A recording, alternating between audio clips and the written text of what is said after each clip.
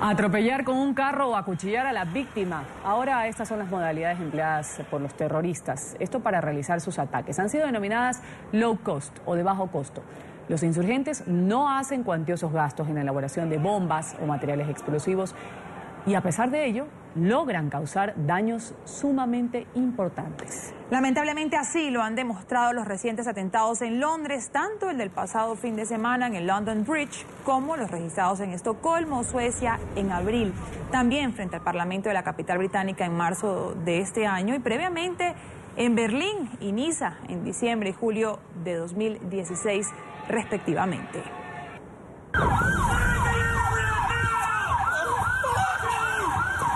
Un automóvil atropella a los peatones. Después, los terroristas acuchillan a todos aquellos que se encuentran a su paso mientras tratan de escapar de la policía. Esta es la última técnica aplicada por el Estado Islámico en Europa, pero que desde hace años grupos terroristas han puesto en práctica en Irak, Siria, Afganistán e Israel. Su ejecución, señalan los expertos, ronda los $130 entre el alquiler del vehículo y las armas. No necesitan de una gran logística para realizarlo y las víctimas son objetivos fáciles y vulnerables. Son llamados ataques low cost.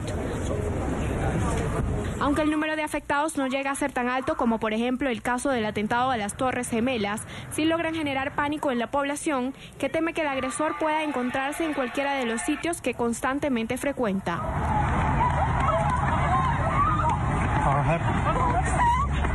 Así, más de 80 muertos fue el saldo que dejó el ataque a la Fiesta Nacional de Francia en Niza el 14 de julio de 2016. Acción que 5 meses más tarde inspiró otro atentado en Berlín en un mercado navideño provocando 12 muertos. Luego, en marzo de 2017, 5 muertos, entre ellos un policía, fue el resultado de un ataque frente al Parlamento en Londres.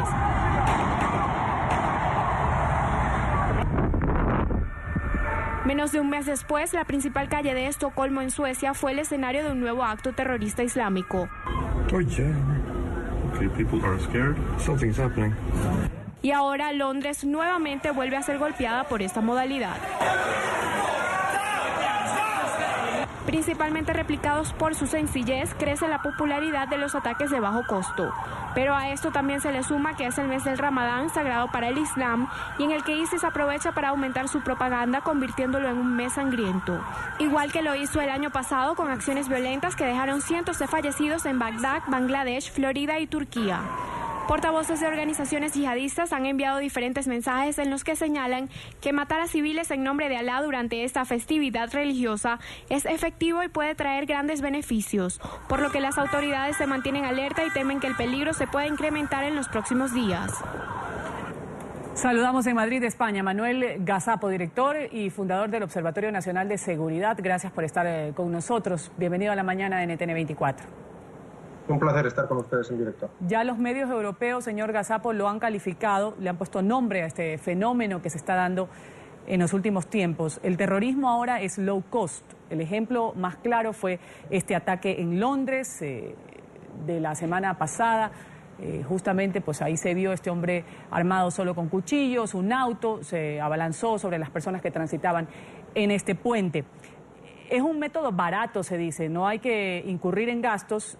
Y de hecho en Israel se ha conocido esta práctica de atropellar a gente que es muy común entre los terroristas palestinos. ¿Se puede controlar esto de alguna forma? Si antes para elaborar explosivos, que era el hecho de obtener este material para poderlos tener, para cometer estos delitos abominables, ahora es simplemente coger un carro, atropellar y causar el mismo daño. ¿Se puede hacer algo contra esto o definitivamente ya los actos terroristas, como sabemos, son impredecibles, pero además de eso no se pueden tampoco determinar ni prever?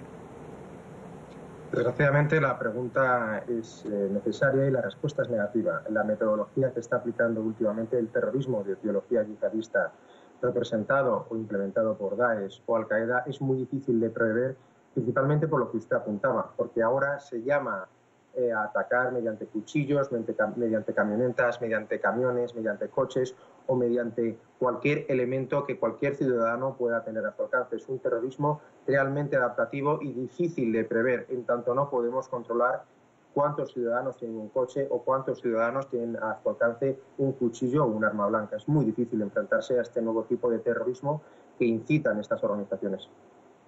Entonces, ¿qué se puede hacer? Entender por parte de los gobiernos que quizás ahora el trabajo ya no está solo en medidas de protección a los ciudadanos, sino también profundizar quizás más en la inteligencia, porque cuando analizamos los últimos ataques terroristas en Reino Unido, analizamos el Niza, vemos que estos personajes no eran desconocidos por los gobiernos de dichos países, sino que simplemente no se le prestó la atención necesaria. ¿Cree que quizás allí estaría la solución, en reforzar la inteligencia, en conocer quiénes son estos posibles futuros terroristas? Absolutamente de acuerdo. Creo que la solución, tanto a corto como a medio como a largo plazo, se encuentra en la inteligencia. Es decir, en la inversión en agentes que sepan estudiar las redes sociales, sepan estudiar la red física y de ahí extraigan la información, llevan a cabo el proceso de elaboración suficiente y transformen esa información, esos datos que tenemos a nuestro alcance, en inteligencia que nos permita prever y anticipar que ciudadanos se radicalicen o que incluso deseen atentar. La clave está en un intercambio, en una actualización de nuestros sistemas de inteligencia, de nuestros servicios de inteligencia, ya no solo a nivel nacional, sino a nivel europeo y a nivel occidental, a nivel global. Es necesario que el intercambio de esa información sea 24 horas al día, 7 días a la semana, cada segundo. Es necesario que esa información sea constantemente intercambiada y se tenga en cuenta. No podemos cometer errores como los que estamos viendo durante los últimos meses y los últimos años de terroristas que ya habían sido identificados y que finalmente salen de las redes y al final acaban atacando.